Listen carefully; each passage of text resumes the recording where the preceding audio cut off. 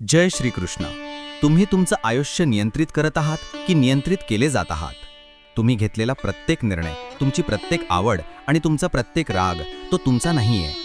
तुम्ही फक्त एक कठपुतळी आहात आणि तुम्हाला नाचवणारे सूत्रधार म्हणजे तुमच्या आत दडलेले 3 अदृश्य गुण.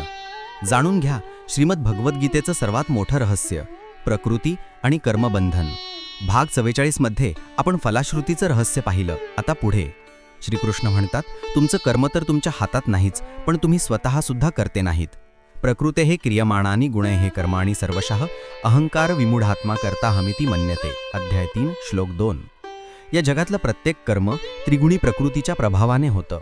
आपल्याला वाटतं मी करतोय, पण सत्य हे आहे की गुणच आपल्यातून काम करून घेत आहेत.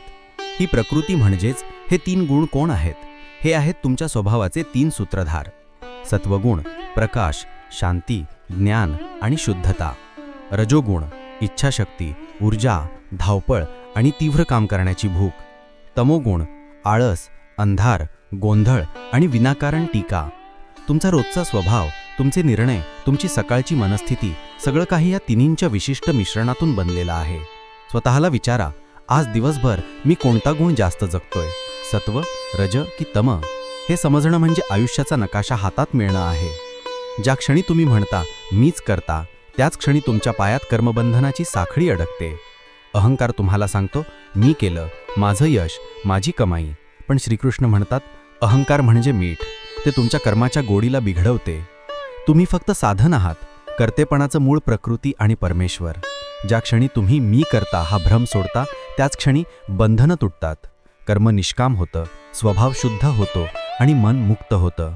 हा होता भाग 44, स्वभाव, प्रकृती आणि कर्मबंधन. या ज्ञानाने तुम्ही तुमच्या स्वभावाचे रहस्य उलगडले आहे.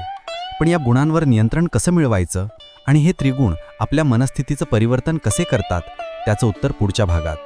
त्रिगुणांचा उदय आणि मनस्थितीचे परिवर्तन.